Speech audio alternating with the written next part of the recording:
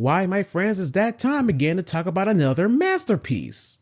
How to Train Your Dragon, why I always want to be a dragon person. Based on a book by Cressida Cowell, this is the greatest DreamWorks animated films because it has dragons and nothing else. In 2004, the book series began attracting the attention of the executives at DreamWorks Animation. After the success of Over the Hedge, producer Bonnie Arnold shortly became interested in the newly acquired property. She kept focusing on the project as time went on, and when DreamWorks Animation co-president at the time asked her what she wanted to work on next, obviously she chose How to Train Your Dragon. Peter Hastings was the original director of the film, and his version was going to follow the novel closely, but DreamWorks became more concerned about the story negatively impact the potential box office revenue, so Hastings was removed. And Chris Sanders, who worked on Lilo and Stitch, pretty much took over from there. The filmmakers hired cinematographer Roger Deakins as a visual consultant to help them with lighting and aesthetic of the film and to add a live-action feel. With that, the movie took the new heights in theaters on March 26, 2010, and it became a commercial success, grossing $494 million worldwide, becoming the 10th highest grossing film of 2010. It was wildly acclaimed for its animation, voice acting, writing, musical score, and the 3D sequences. I respect this movie a lot. This is obviously one of my favorite animated films of all time. Heck, I respect the franchise with all the sequels and shows. And considering that I'm focusing on DreamWorks this year, you obviously know I'm going to be talking about this bad boy. This might be interesting. The movie follows the story of Hiccup, a teenager from the island of Berk where fighting dragons is the way of life. His progressive views and weird sense of humor make him a misfit despite the fact that his father, Stoic, is chief of the clan. Tossed into dragon fighting school, he endeavors to prove himself as a true Viking, but when he befriends an injured dragon he names Toothless, he has a chance to plot a new course for his people's future. Now the interesting case about the story here is, well, Hiccup. Because right off the bat we learn that he wants to fight dragons, but whenever he tries, disaster happens, and on top of that, he always considered too weak to fight. But when he shoots down and tries to kill Toothless, he starts having a sense of guilt that causes him to let him go, which slowly builds a bond between him and Toothless, evolving from initial fear and misunderstanding into a deep friendship. And what's more interesting is that there's a good variety of dragons and most of them has interesting abilities. The Deadly Natter shoots spikes from his tail. The hideous Zibbleback has two heads, one breathes flammable gas and the other ignites it. The monstrous Nightmare lights itself on fire, etc.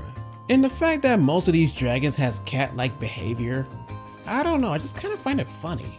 But what I'm really here for is the differences between this and the novels. Because once you compare the two, the differences are everywhere.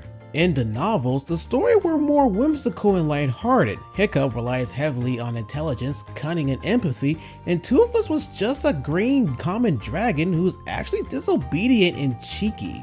In the movie, it takes on a more epic and emotional tone and explores more mature themes. Hiccup has more layers to his character, including physical and emotional struggles, and Toothless was reimagined as a powerful and rare Night Fury.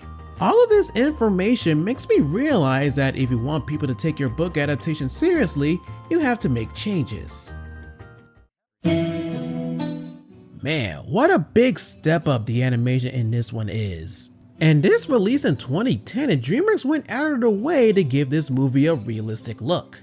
The level of detail in the environments and character designs contributes to the immersive experience. Speaking of character designs, it doesn't follow the familiar formula we saw before, which is a nice change of pace. The dragon design is a lot more sophisticated than the novels, and Toothless in particular is a standout character with expressive animation that conveys emotions without dialogue.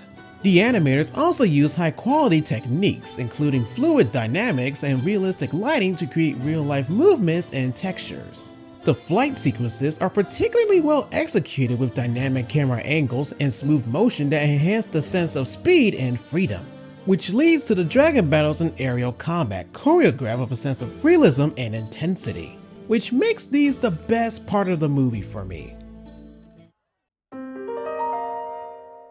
And there's also one thing that I want to bring up, and that is the music.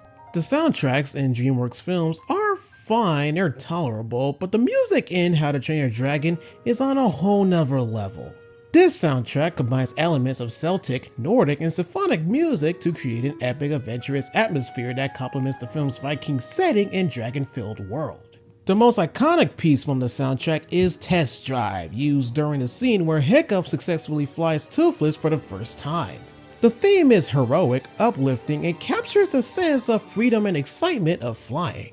Now with that out of the way, How to Train Your Dragon is one of the greatest book adaptations DreamWorks has ever made, even though it's loosely based. But you know what? DreamWorks did such a great job with the changes necessary to translate the story effectively into a different medium, creating a narrative that resonates with audiences of all ages.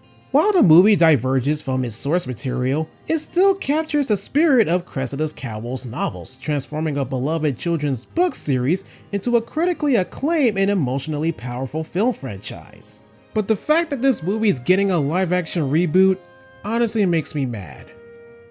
I think it's fair to say that studios doesn't know when to pump the brakes. It's quite unfortunate.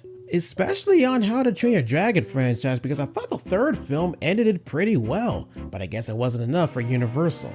Though going back to the first entry makes me want to go back to the franchise again, especially going back to Dragon's Race to the Edge on Netflix. This was my show when it dropped on Netflix, and then this happened.